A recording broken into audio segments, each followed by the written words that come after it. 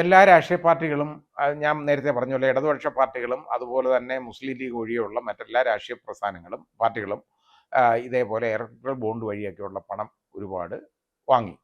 അതിൽ സിംഹഭാവവും വാങ്ങിയെടുത്തേക്കുന്നത്, അതിൻ്റെ നടുക്കഷണം മുഴുവൻ വാങ്ങിയേക്കുന്നത് എന്ന് പറയുന്നത് അത് ബി ജെ പി ആണ്. ആ ബി ജെ പി കാരണം അത് വാങ്ങാൻ കാരണം അവരുടെ ഈ ഭരണമുണ്ട്, അവരുടെ ഇ ഡി ഇരിപ്പുണ്ട്. ഇ ഡി അങ്ങോട്ട് പറഞ്ഞയക്കും. ഈ കൊള്ളപ്പിരിവ് നടത്തുന്നമാതിരി കഴുത്തെ കത്തി വെച്ചവരെ ഇന്ന് ഓരോരുത്തരുടെ ഇന്ന് പണം വാങ്ങുന്നമാതിരി പണം വാങ്ങി ഇലക്ട്രൽ ബോണ്ട് എന്നുള്ള രീതിയിൽ കൊണ്ടുവന്ന് മാറിയെടുക്കുകയാണ്. ഇത്രത്തോളം കോടിക്കണക്കിന് രൂപ, ഇങ്ങനെ കോടികൾ, ആയിരക്കണക്കിന് കോടികൾ ഇവർ വാങ്ങിയെടുത്തു. അല്ലെ അവർക്ക് ഇഷ്ടമുള്ള അവർ സഹായം ചെയ്തു കൊടുക്കുന്ന കമ്പനികൾക്കും അതുപോലെ തന്നെ അഴിമതി നടത്തി കൊടുക്കുന്ന കമ്പനികൾക്ക് വേണ്ടി അഴിമതി നടത്താനുമായിട്ട് ഈ പണം ഇവരിങ്ങനെ വാങ്ങിയെടുത്തിട്ടുണ്ട്. അപ്പോൾ ഇതിൻ്റെ വിവരങ്ങളെല്ലാം പുറത്ത് മനസ്സിലാക്കുക. അപ്പോൾ അങ്ങനെ നോക്കുമ്പോൾ എന്താണെന്നറിയോ, ഇപ്പോൾ ഇവർക്ക് വേണ്ടത് മറ്റ് രാഷ്ട്രീയ പ്രസ്ഥാനങ്ങളെ, ഇവരുടെ പ്രതിയോഗികളായിട്ടുള്ള പ്രതിപക്ഷത്തുള്ള രാഷ്ട്രീയ കക്ഷികളെ അവരെ നിശ്ചലമാക്കുകയാണ് എന്നുള്ള ഒരു രീതിയിലേക്ക്, ഇലക്ഷനിലേക്ക് വന്നേക്കാണ്. കാര്യം എന്താ, ഒരു തന്നെ കൈയും കെട്ടിയിട്ടിട്ട് അങ്ങ് അടിക്കുക. അവന് കൈ സ്വതന്ത്രമല്ല, അവന് പ്രതിരോധിക്കാൻ മാർഗമില്ല. അവൻ്റെ കൈയും കാലും കെട്ടിയിട്ട് വായിൽ തുണിയും കുത്തി തിരിയിട്ട് ഒരുത്തനെ അടിക്കുക. അപ്പോൾ അതാണ് ഈ കോൺഗ്രസ്സിന് സംഭവിച്ചുകൊണ്ടിരിക്കുന്നത്. അതായത് അവരെ ഈ പണം മൊത്തം അവരുടെ ഇന്ന് അത് ഇൻകം ടാക്സിൻ്റെ കുഴപ്പമുണ്ടെന്ന് പറഞ്ഞ് കണ്ടുകെട്ടി. അവരെക്കാളും കൂടുതൽ ഇൻകം ടാക്സ് കൊടുക്കേണ്ട പാർട്ടിയല്ലേ ബി ജെ പി. പക്ഷേ അതിന് പ്രശ്നമൊന്നുമില്ല. കാരണം ബി ജെ പിക്ക് കൊടുക്കേണ്ട കാര്യമില്ല, കാരണം ഇൻകം ടാക്സ് ഡിപ്പാർട്ട്മെൻറ്റ് അവരുടെ കയ്യിലാണ് എന്ന് പറഞ്ഞിട്ട് ഇവർക്ക് ആകെ കോൺഗ്രസ്സിനുള്ള 6 ബാങ്ക് അക്കൗണ്ട് ഉണ്ടെന്ന് ഈ 6 ബാങ്ക് അക്കൗണ്ടുകളും ഫ്രീസ് ചെയ്തേക്കണം, മരവിപ്പിച്ചേക്കാണ്. ഒരു പൈസ ചെലവിനെടുക്കാൻ മാർഗമില്ല. ഇവർക്ക് അങ്ങോട്ടും ഇങ്ങോട്ടും ഒക്കെ ഇലക്ഷന് നേതാക്കൾക്കൊക്കെ യാത്ര ചെയ്യണമെങ്കിൽ ഒക്കെ വിമാനക്കൂലി കൊടുക്കണം, അല്ലെങ്കിൽ ട്രെയിൻ ചാർജ് കൊടുക്കണം, അല്ലെങ്കിൽ സമ്മേളനങ്ങൾ സംഘടിപ്പിക്കാനുള്ള ചിലവ് വേണം. ഇങ്ങനെയുള്ളതിനൊക്കെ വേണമെന്നുണ്ടെങ്കിൽ ഈ ബാങ്കിൽ കിടക്കുന്ന പാർട്ടിയുടെ പണമല്ല ഉപയോഗിക്കാൻ പറ്റുള്ളൂ. പക്ഷേ ആ പണമല്ല, ആ ബാങ്ക് അക്കൗണ്ടുകൾ മരവിപ്പിച്ചതോടുകൂടി അവർക്കൊന്നും അനങ്ങാൻ വയ്യാതാക്കി. എന്നിട്ടെന്താ, ആ പണം ഇൻകം ടാക്സുകാരിപ്പോൾ കണ്ടുകെട്ടുകയാണ്. അത് നോക്കിക്കോണം. എന്നുവെച്ചാൽ ഈ പണം ഇൻകം ടാക്സ് കൊടുക്കാനുള്ള പണമാണെന്നോ അതിൻ്റെ പെനാൽറ്റി ആണെന്നോ ഒക്കെ പറഞ്ഞ് അവരെടുക്കാൻ പോവുകയാണ്. എന്താ, അപ്പോൾ ഒരു രാഷ്ട്രീയ പ്രസ്ഥാനത്തിനെ ഇല്ലായ്മ ചെയ്യാനുള്ള ഒരു രീതിയിലാണ് പോകുന്നത്. ഇതാണ് സ്വേച്ഛാധിപത്യം, ഏകാധിപത്യം എന്ന് പറയുന്നതാണ് ഈ കാണുന്നത്. കാരണം രാജാവിന് ഒരു കുഴപ്പമില്ല, രാജാവിന് അവിടെ ഇരിക്കാം. ഇത് ബാക്കിയുള്ള ആളുകളുടെ എല്ലാം ഇത് പിടിച്ചു പറിച്ച് റെഡിയാക്കി വെക്കാം.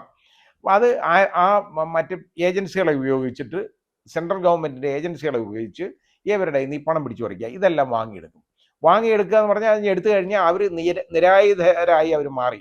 അവർക്ക് മാർഗമില്ല ഒന്നും കേട്ടോ. അവർക്ക് എന്താ ഉള്ളത്?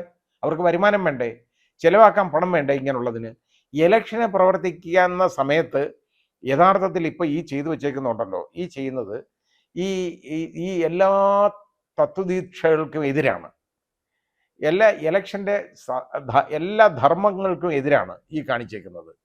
കാരണം ഈ ഇലക്ഷൻ്റെ ഈ പോളിസി ഇലക്ഷൻ അങ്ങോട്ട് പ്രഖ്യാപിച്ചു കഴിഞ്ഞാൽ അതിൻ്റെ നിയമങ്ങൾ യഥാർത്ഥത്തിൽ എല്ലാം പ്രാബല്യത്തിൽ വരുമ്പോൾ ഒരു രാഷ്ട്രീയ പാർട്ടിയുടെ വായടച്ചുകൊണ്ട് അവരെ മിണ്ടാനാക്കാതെ ആക്കിക്കൊണ്ട് ഇലക്ഷനിൽ മത്സരിക്കുക എന്ന് പറഞ്ഞു കഴിഞ്ഞാൽ ഉറപ്പായിട്ട് അവർക്ക് ജയിച്ചു വരാൻ ഒരു കുഴപ്പമില്ല.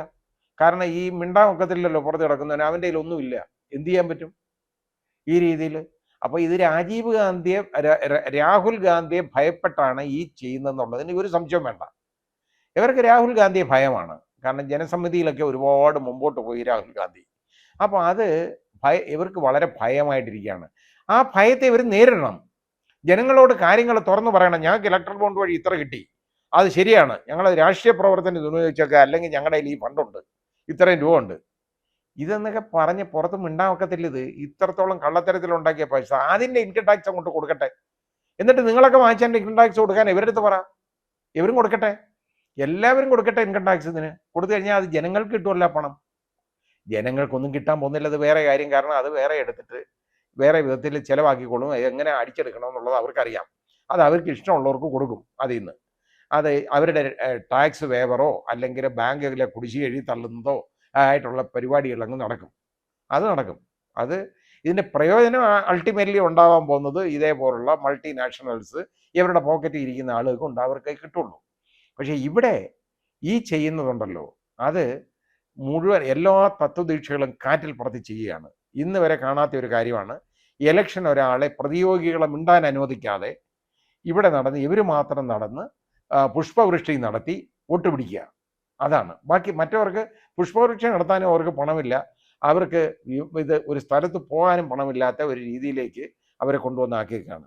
അപ്പോൾ അത് യഥാർത്ഥത്തിൽ ഇന്നലെ ഉണ്ടായ ശ്രീമതി സോണിയാഗാന്ധിയുടെയും അതുപോലെ രാഹുൽ ഗാന്ധിയുടെയൊക്കെ പ്രസ്താവന എന്ന് പറയുന്നത് വളരെ പ്രാധാന്യം അർഹിക്കുന്നതാണ്. ഇത് നമ്മുടെ ഇലക്ഷൻ, അതായത് നമ്മുടെ ജനാധിപത്യ വ്യവസ്ഥയ്ക്ക് ഭൂഷണമാണോ എന്നൊന്ന് ചിന്തിക്കണം. ഇതേപോലെ ബാക്കിയുള്ള ആളുകളെ കൂച്ചുവിലം കിട്ടി നിർത്തിയിട്ട് ഇവിടെ വോട്ട് പിടിക്കാൻ ഇവർ മാത്രം നടക്കുന്നത് നമ്മുടെ ജനാധിപത്യ വ്യവസ്ഥയ്ക്ക് ഭൂഷണമാണോ ഇല്ലയോ എന്നുള്ളത് ഇതിൻ്റെ പുറകെ നടക്കുന്നവർ തന്നെ ഒന്ന് ആലോചിക്കട്ടെ.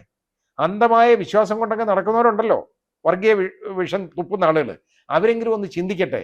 ഈ പണം അടിച്ചെടുത്തിട്ട് ഇങ്ങനെ ചെയ്തുകൊണ്ടിരിക്കുകയാണ്. ബാക്കിയുള്ള ആളുകൾക്ക് അവരുടെ ഫണ്ട് പോലും ഉപയോഗിക്കാൻ ഒക്കാത്ത വിധത്തിൽ അനങ്ങാൻ വയ്യാതാക്കിയിട്ട് ഇവിടെ വോട്ട് പിടിക്കാൻ നടക്കുകയാണ്, പുഷ്പവൃഷ്ടി നടത്തി.